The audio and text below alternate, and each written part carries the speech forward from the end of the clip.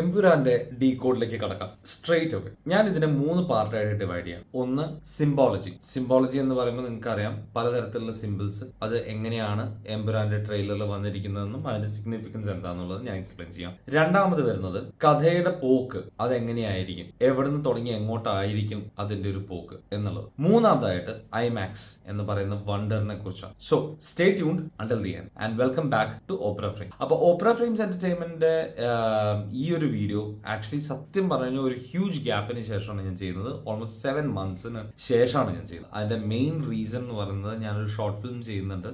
ഞാനും എന്റെ ടീമുമായിട്ട് ഒരു ഷോർട്ട് ഫിലിം ചെയ്യുന്നുണ്ട് and it be getting released in April. So stay tune for that also. അതിന്റെ ട്രെയിലർ ഇനി ഒരു 2 daysൽ ഞങ്ങൾ റിലീസ് ചെയ്യുന്നുണ്ട്. So anyway, getting into the decode, first വരുന്നത് സിംബോളജിയാണ്. സിംബോളജിയിൽ പറയുമ്പോൾ there are 3 main things that you have to look at. 1, eagle. അതായത് ആ റിംഗിൽ വരുന്ന ഒരു സിമ്പിൾ ഉണ്ട്. ആ സിമ്പിൾ കഴിഞ്ഞ പ്രാവശ്യം നമ്മുടെ ലൂസിഫറിന്റെ പോസ്റ്റ് ക്രെഡിറ്റ് സീനിൽ കറക്റ്റ് ആയിട്ട് വിസിബിൾ അല്ലായിരുന്നു. It was not, a lot of people said it was cicada, some people said it was Egyptian god കെഫ്രയുടെ. അത് ഞാനടക്കം കുറച്ച് പേര് പറഞ്ഞ ഒരു സംഭവമാണ്. കെഫ്ര എന്ന് പറയുന്ന ഒരു ഗോഡ് ഉണ്ട്.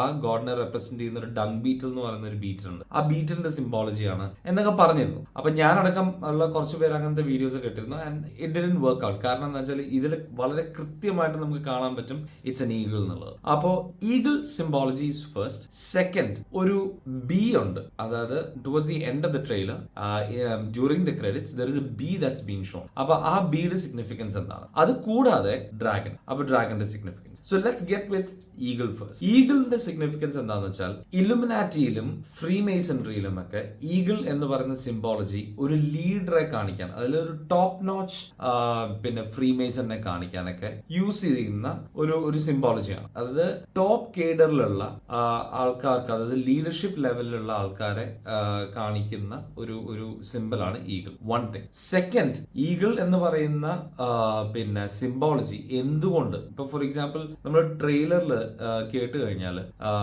അവരെല്ലാം കാണുന്നുണ്ട് നമ്മൾ പോലും അറിയാതെ എന്ന് പറയുന്ന ഒരു ടൈപ്പ് ഓഫ് ഡയലോഗ്. സത്യം പറഞ്ഞാൽ that represents organisations like this. കാരണം എന്താ വെച്ചാൽ ഈഗിൾ എന്താ യൂഷ്വലി ചെയ്യുക, it flies very high but at the same time it can observe everything on the ground. അതായത് അത്രയും ഹൈറ്റിൽ നിന്നുകൊണ്ട് വിത്തൗട്ട് അവർ നോളജ് എന്താണ് ഓൺ ഗ്രൗണ്ട് നടക്കുന്നത് എന്ന് അറിയാനുള്ള കംപ്ലീറ്റ് കേപ്പബിലിറ്റി ഒരു ഈഗിൾ ഉണ്ട്. And that's exactly why this representation is given. അപ്പോൾ ശരിക്കും പറഞ്ഞാൽ ലാലേട്ടൻ അവതരിപ്പിക്കുന്ന എബ്രാം ഖുറേഷി അല്ലെങ്കിൽ സ്റ്റീഫൻ നെടുമ്പള്ളി എന്ന് പറയുന്ന ക്യാരക്ടറിന് ഒരു വലിയൊരു ബേസ് ഉണ്ട് through which he operates and through that base he can actually observe everything which is happening. അപ്പോ അത് തന്നെയാണ് ഈ ഈഗിൾ സിംബോളജി കൊണ്ട് ഉദ്ദേശിക്കുന്നത്. And that's why he has it on his fingers. അത് മാത്രമല്ല, ഇതിനകത്തൊരു സ്റ്റേജിൽ ഈ റിംഗ് എടുത്ത് വലിച്ചെറിയുന്നുണ്ട്. So I was thinking it could be for dramatic reasons, അല്ലെങ്കിൽ ഇറ്റ് ഇസ് ദാറ്റ് ഹീസ് ആ ഒരു ലീഡർഷിപ്പ് പൊസിഷനിൽ ഇറങ്ങി വന്നിട്ട് ആള് ഒരു മോഡസ് ഓപ്പറാൻഡി യൂസ് ചെയ്യുന്നുണ്ട് എന്ന് എനിക്ക് തോന്നുന്നു. പ്രോബബ്ലി ലീഡർഷിപ്പ് റോളിൽ നിന്ന് താഴെ വന്ന് ആൾക്കാരുടെ ഇടയിലേക്ക് ഇറങ്ങിയിട്ട് പ്രവർത്തിക്കുന്ന ഒരു ടൈപ്പ് ഓഫ് ഒരു യാത്ര ആ കഥയിൽ ഉണ്ടാവും എന്ന് വിചാരിക്കുന്നു. So according to me, Qureshi Abram is the eagle and Stephen നെടുമ്പള്ളിയാണ് ഈ നെക്സ്റ്റ് കാണിക്കാൻ പോകുന്ന ബി എന്ന് പറയുന്ന സിമ്പിൾ. സോ ഇത് രണ്ട് ക്യാരക്ടറിന്റെ സിമ്പിൾ ആയിട്ടാണ് എനിക്ക് ഫീൽ ചെയ്തത്. അപ്പൊ ഫോർ എക്സാമ്പിൾ സ്റ്റീഫൻ നെടുമ്പള്ളി എന്ന് പറയുന്ന ആള് എന്തുകൊണ്ടാണ് ബി എന്ന് പറയുന്ന സിംബോളജിയിലേക്ക് വരുന്നത് നമുക്ക് നോക്കാം. സോ ബേസിക്കലി ബി എന്ന് പറയുന്ന സിംബോളജി ഫ്രീമേസൺറിയിലും ഇലുമിനാറ്റിയിലും യൂസ് ചെയ്യുന്നത് ഒരു സ്ട്രക്ചേർഡ് ആയിട്ടുള്ള ഒരു സൊസൈറ്റിയിൽ ഒരു ഹൈറാർക്കി സിസ്റ്റം ക്രിയേറ്റ് ചെയ്തിട്ട് അതിൽ വളരെ സ്ട്രക്ചേർഡ് ആയിട്ടുള്ള ഒരു രീതിയിൽ ഒരു പേർപ്പസിനെ സെർവ് ചെയ്യുക എന്ന് പറയുന്ന ഒരു ഉദ്ദേശത്തോടു കൂടെ നടത്തുന്ന പരിപാടികളെ ബീസുമായിട്ടാണ് കമ്പയർ ചെയ്യുന്നത്. ഒരു ബീ ഹൈവ് നോക്കിക്കഴിഞ്ഞാൽ നമുക്കറിയാൻ പറ്റും അതിനകത്തുള്ള കംപ്ലീറ്റ് ഓപ്പറേഷൻ, അതായത് ബീ ഹൈവ് ഉണ്ടാക്കി അതിനകത്ത് ഹണി ഉണ്ടാക്കുന്നത് വരെ ഉള്ള ഫുൾ ഓപ്പറേഷൻ ഒരു ക്വീൻ ബി ഉണ്ടാവും. ബാക്കിയുള്ള ബീസ് എല്ലാം കൂടെ ഈ ക്വീൻ ബിയുടെ ഇൻസ്ട്രക്ഷൻ അനുസരിച്ച് കറക്റ്റ് ആയിട്ടാണ് ഇത് ഉണ്ടാക്കി വരുന്നത്. And that to step by step, sometimes even in secrecy. അപ്പോൾ അത്രയും വൃത്തിയായിട്ട് സ്ട്രക്ചർ ആയിട്ടുള്ള ഒരു എന്താ ആനിമൽ സിസ്റ്റത്തിൽ ഒരുപാട് പിന്നെ ഇൻസെക്ട്സോ ആനിമൽസോ ഇല്ല അതർ ദാൻ ബീസ് ആണ് അതിൽ വളരെയധികം സ്ട്രക്ചേർഡ് ആയിട്ടുള്ള ഒരു പരിപാടി ചെയ്യുന്നത്. ബിക്കോസ് ഓഫ് വിച്ച് അങ്ങനത്തെ സ്ട്രക്ചേർഡ് ആയിട്ടുള്ള സൊസൈറ്റി ക്രിയേറ്റ് ചെയ്യുമ്പോൾ ഇതുപോലുള്ള organisations what they do they put that symbology out there. അപ്പോൾ ഫോർ എക്സാമ്പിൾ നെപ്പോളിയൻ തന്റെ during his time he used bee as a symbol for his army and for his nation and all. So അതുകൊണ്ട് അപ്പോൾ അത് ഇതാണ് കാരണം. This is the reason. Bee എന്ന് പറയുന്നത് സത്യം പറഞ്ഞപ്പോൾ സ്റ്റീഫൻ നെടുമ്പള്ളി ആവാനുള്ള റീസൺ എന്താണെന്ന് വെച്ചാൽ I think Stephen Nedumpally is the kind of A person who operates on A political level. അപ്പൊ പൊളിറ്റിക്കൽ ലെവലില് ഒരു വളരെ കറക്റ്റ് ആയിട്ടുള്ള ഒരു ഹൈറാർക്കിയൽ സിസ്റ്റത്തിൽ വളരെ പ്ലാൻഡ് ആയിട്ട് തന്റെ പേർപ്പസ് നേടിയെടുക്കുന്ന ഒരു ടൈപ്പ് ഓഫ് ക്യാരക്ടറാണ് സ്റ്റീഫൻ നെടുമ്പള്ളി. അപ്പോ അതുകൊണ്ട് തന്നെ Stephen Nedumpally is the bee and Abram Qureshi is the eagle who is more vicious and more dangerous in a very different manner. അല്ലെങ്കിൽ അത് നമ്മളങ്ങനെ പ്രത്യേകിച്ച് എടുത്ത് കാണിക്കേണ്ട കാര്യമില്ല എന്ന് എനിക്ക് തോന്നുന്നു. മൂന്നാമതായിട്ട് വരുന്ന സിംബോളജി ഡ്രാഗന്റെയാണ്. അപ്പോൾ ഡ്രാഗന്റെ സിംബോളജി പറയുമ്പോൾ നമ്മൾ ലൂസിഫറിൽ കണ്ടിട്ടുണ്ട് വിവേക് ഒബ്രോയ് അവതരിപ്പിക്കുന്ന character when he has that lighter. ആ ലൈറ്റർ ഇങ്ങനെ കത്തിച്ച് പിന്നെ നോക്കുമ്പോൾ ആ ലൈറ്ററിൽ ഡ്രാഗൺ കാണാൻ പറ്റുന്നുണ്ട്.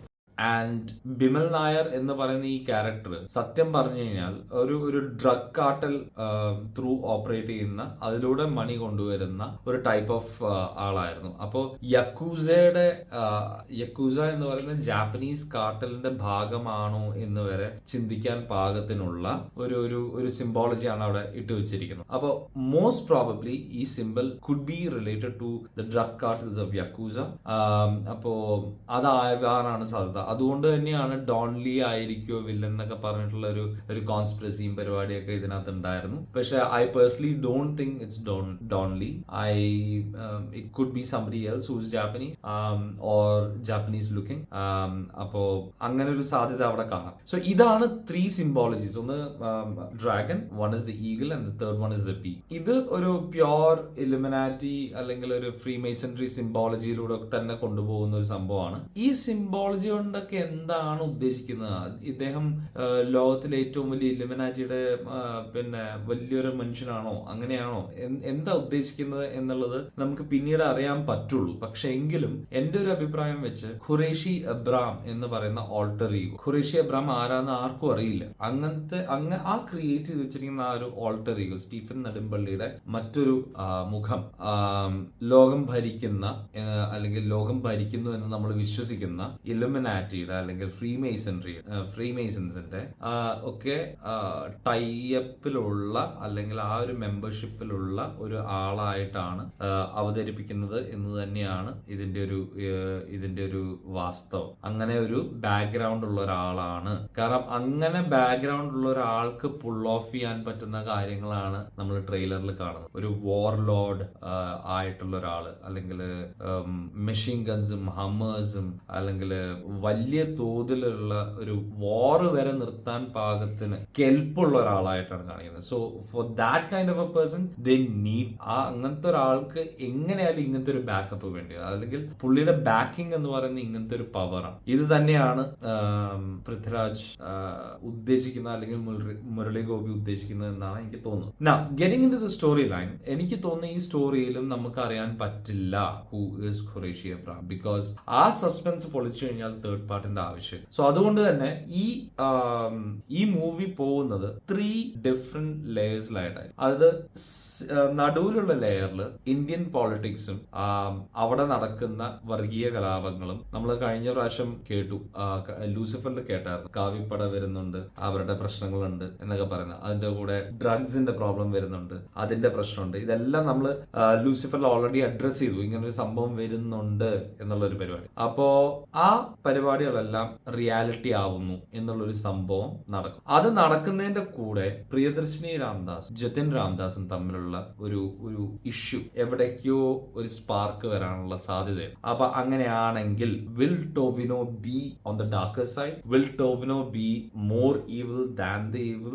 ഇങ്ങനെയുള്ള ഒരു ക്വസ്റ്റ്യൻ മാർക്ക് അവിടെയാണ്. വേറൊരു ലെയർ എന്ന് പറയുന്നത് ഖുറേഷി എബ്രാമും Sayed Masood who are they എന്ന് ക്വസ്റ്റ്യൻ മാർക്ക് ഇട്ട് വെക്കുന്ന ഒരു ടൈം ലൈൻ. അതിൽ സയ്യിദ് മസൂദും ഖുറേഷി അബ്രാമും തമ്മിൽ എവിടെയാണ് കണ്ടുമുട്ടിയത്? Where did they meet in their life and what is the significance of Sayyid Masood in Qureshi Abram's life? ഇതൊരു ലെയർ ആയിരിക്കും. ആൻഡ് ഇന്റർനാഷണൽ ആയിട്ട് നടക്കുന്ന ഇവന്റ്സും അതില് മോഹൻലാലിന്റെ ഖുറേഷി അബ്രാം എന്ന് പറയുന്ന ക്യാരക്ടർ ചെയ്ത് like how he influences these kind of events എന്നുള്ളതും അതൊരു ലൈനിൽ പോകും. പുള്ളിയുടെ ഒരു സ്കെയില് കാണിക്കുന്ന ഒരു പരിപാടി. ഈ രണ്ട് ലെയേഴ്സും അതിന്റെ കൂടെ എന്താ പറയുന്നത്, കേരള പൊളിറ്റിക്സിലേക്ക്, അതായത് സ്റ്റീഫൻ നെടുമ്പള്ളി എന്ന് പറയുന്ന character, how he goes from Qureshi Abram to Stephen Nedumpally, and ആ ട്രാവലില് ഈ രണ്ട് ലെയറിനെയും ഇത് എങ്ങനെ എഫക്ട് ചെയ്യുന്നു എന്ന് പറയുന്ന ഒരു തേർഡ് ലെയർ ആയിട്ട് അതും ഈ 3 ലെയറിൽ കടന്ന് ക്രിസ് ക്രോസ് അടിക്കുന്ന ഒരു പരിപാടിയായിരിക്കും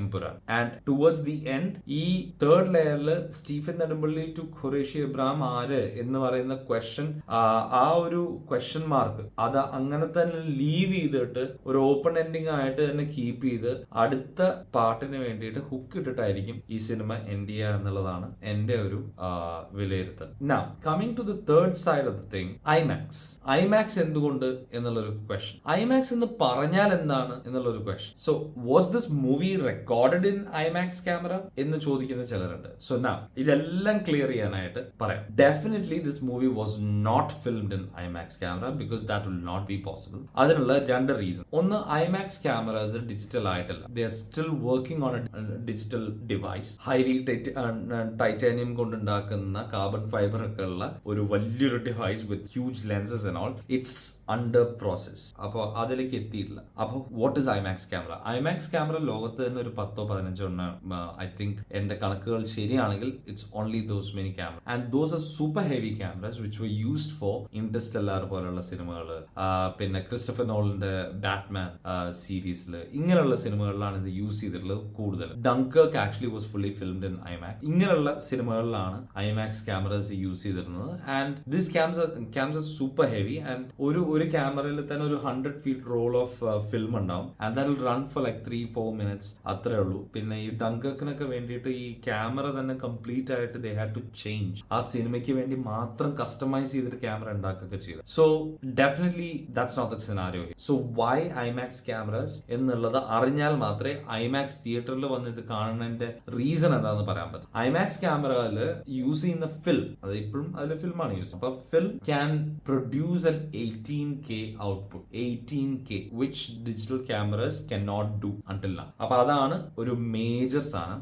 18K എന്ന് പറയുമ്പോൾ അതിന്റെ ഒരു റെസൊല്യൂഷനും അതിന്റെ ഒരു കോൺട്രാസ്റ്റും കളർ ഡിഫറൻസും അതിന്റെ ഒരു ക്വാളിറ്റിയും is like on another level. Second, it's not a 35mm film that they are using, they're using a 70mm. അപ്പൊ 70mm ഫിലിമിലാണ് ഇത് ചെയ്തത്, ബിക്കോസ് ഓഫ് വിച്ച് തിയേറ്ററിൽ ഈ 70mm ഫുൾ ആയിട്ട് കാണിക്കണമെങ്കിൽ അതിന് സ്പെഷ്യൽ തിയേറ്റേഴ്സ് വേണം, and for their screen has to be super huge. Super huge എന്ന് പറയുമ്പോൾ സാധാരണ സിനിമകൾ നമ്മൾ ഈ ഫോർമാറ്റിലാണ് കാണുക, ഈ ഒരു ഹൊറിസോണ്ടലി ഉള്ള ഫോർമാറ്റിലാണ് കാണുക. പക്ഷെ ഇത് അതിന്റെ കൂടെ തന്നെ വെർട്ടിക്കൽ ആയിട്ട് കുറെ കൂടെ വലുതാവും എന്ത് IMAXിൽ ഷൂട്ട് ചെയ്ത മൂവീസ്. അപ്പൊ അതിന് വേണ്ടിയിട്ട് തിയേറ്റേഴ്സ് അവരുണ്ടാക്കി. IMAX എന്ന് പറയുന്ന കമ്പനിയാണ് ഇത് മൊത്തം ചെയ്യുന്നത്. IMAX theatres are their theatres. അവര് ഫ്രാഞ്ചൈസി പോലെയാണ്. ഒരു സെന്റർ കാനഡയിലുള്ള ഒരൊറ്റ പ്ലേസിൽ ഇരുന്നുകൊണ്ടാണ് ലോകത്തുള്ള എല്ലാ IMAX തിയേറ്റേഴ്സും അവർ കൺട്രോൾ ചെയ്യുന്നത്. സോ എന്തെങ്കിലും ക്വാളിറ്റി ഡിഫറൻസ് ഉണ്ടെങ്കിൽ അവർക്ക് അപ്പം അറിയാൻ പറ്റും. അത്രയും ഇന്റഗ്രേറ്റഡ് ആയിട്ടുള്ള ഒരു സിസ്റ്റമാണ് IMAX. സോ IMAXിലോട്ട് ലൂസിഫർ വരുമ്പോൾ വാട്ട് ഡസ് ദിസ് മീൻ എന്നുള്ളൊരു സംഭവം. So now any movie taken in a certain set of cameras like Alexa, Arri, അങ്ങനെയുള്ള ക്യാമറാസിൽ എടുത്തിട്ടുള്ള ഒരുമാതിരിപ്പെട്ട ഇപ്പോഴുള്ള ഡിജിറ്റൽ സാധനങ്ങളൊക്കെ IMAXിലോട്ട് റീമാസ്റ്റർ ചെയ്യാം. സോ റീമാസ്റ്റർ ചെയ്യുന്നതും ഇറ്റ്സ് എ പോസിബിലിറ്റി. അപ്പൊ അങ്ങനെ റീമാസ്റ്റർ DMR എന്നാണ് എന്റെ ഓർമ്മ, digital method remastering, something of that sort. അപ്പൊ അതാണെങ്കിൽ അങ്ങനെ ചെയ്തിട്ടാണ് ഇത് IMAX റിലീസിലേക്ക് വരുന്നത്. അപ്പൊ IMAXിൽ എംപുരാൻ കാണാൻ പോയി കഴിഞ്ഞാൽ what will be the difference എന്നുള്ളൊരു സംഭവം. ഒന്ന്, എക്സ്ട്രീംലി ഹൈ വിഷ്വൽ ക്വാളിറ്റി ഉണ്ടാവും. അപ്പോൾ IMAXിൽ റീമാസ്റ്റർ ചെയ്യുമ്പോൾ അതിന്റെ കളർ കോൺട്രാസ്റ്റും അതിന്റെ ഒരു ഭംഗിയും എല്ലാം will be on another level. 2, സ്ക്രീനിന്റെ വലിപ്പം will be so huge, frame beauty ഭയങ്കരമായിരിക്കും rather than when you watch in a normal theater. രണ്ടാമത്തെ കാര്യം എന്ന് പറഞ്ഞാൽ ഓഡിയോ.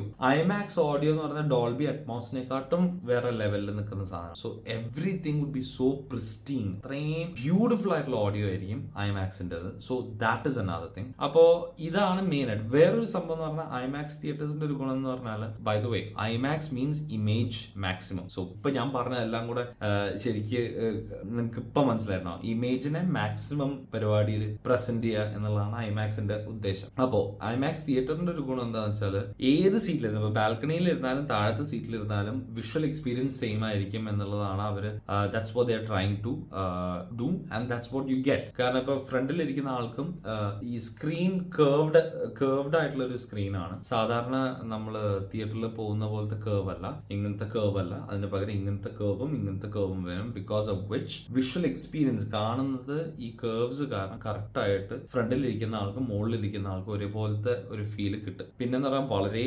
സ്റ്റീപ്പാണ് ഈ ഐമാക്സിന്റെ സീറ്റിംഗ് പൊസിഷൻ. അപ്പോ മലയാളത്തിലെ ആദ്യത്തെ ഐമാക്സ് മൂവിയാണ് ലൂസിഫർ അല്ല, emperor. Is the something that we can be proud about? Of course. കാരണം ഐമാക്സിൽ ഒരു സിനിമ നമുക്ക് കാണാൻ പറ്റുക എന്ന് പറയുന്നത് വിഷ്വൽ പോർട്ട്ഫോളിയോയിലും ഓഡിയോ പോർട്ട്ഫോളിയോയിലും ഒക്കെ വേറെ ലെവലില് നമുക്ക് നമ്മൾ ആ സിനിമയുടെ അകത്തായിരിക്കും എന്നുള്ളൊരു ഇമ്മേഴ്സീവ് ഫീൽ ഉണ്ടാവും. ആ ഫീലിന് വേണ്ടിയിട്ടാണ് you should watch this movie in IMAX if possible. കുറച്ച് കാശ് കൂടുതലാണ്, പക്ഷേ I think it's worth. Looking at the trailer I believe it's worth. അപ്പോ ഇതാണ് എനിക്ക് പറയാനുള്ളത്. And this is the end of today's video. ഞാൻ ഒരുപാട് വീഡിയോസ് ഇടാറില്ല, ബട്ട് ഐ വിൽ ട്രൈ. ഒരുപാട് കാര്യങ്ങൾ ചെയ്യണമെന്നുണ്ട്. സമയം അനുവദിക്കാത്തതുകൊണ്ടും ഒരുപാട് കാര്യങ്ങൾ ഉള്ളത് കൊണ്ടും ഈ ഷോർട്ട് ഫിലിമും കാര്യങ്ങളൊക്കെ ചെയ്യുന്നത് കൊണ്ടും പലപ്പോഴും കംപ്ലീറ്റ് ചെയ്യാൻ പറ്റാറില്ല. അപ്പോ നിങ്ങളുടെ subscriptions are very very valuable. നിങ്ങൾ സബ്സ്ക്രൈബ് ചെയ്താൽ മാത്രമേ എനിക്ക് ഫ്യൂച്ചറിലോട്ട് എന്തെങ്കിലും ചെയ്താൽ അത് ആൾക്കാർ കാണും എന്നുള്ള ഒരു വിശ്വാസം ഉണ്ടാവുള്ളൂ. അതുകൊണ്ട് തന്നെ നിങ്ങൾ സബ്സ്ക്രൈബ് ചെയ്യുക. ഞാനൊരു മണി മെന്റാലിറ്റിയിൽ ചെയ്യുന്നതല്ല. Obviously my channel is monetise, but at the same time ഞാൻ ആ ഒരു മെന്റാലിറ്റിയിലല്ല ചെയ്യുന്നത്. ക്വാളിറ്റി കണ്ടന്റ് എത്തിക്കുക എന്നുള്ളതാണ്. തെറ്റുകുറ്റങ്ങൾ ഉണ്ടെങ്കിൽ ക്ഷമിക്കുക. And do subscribe to Opera Frames entertainment and do stay tuned for the short film that's coming up. It's called your place of mine. Malayalam short film തന്നെയാണ്. നമ്മൾ കംപ്ലീറ്റ് ആയിട്ട് ഇവിടെ GCCയിലാണ് ഷൂട്ട് ചെയ്തിരിക്കുന്നത്. എല്ലാവരും കാണണം റിലീസ് ആകുമ്പോൾ. And seeking your blessings. This is Gautham signing off. By.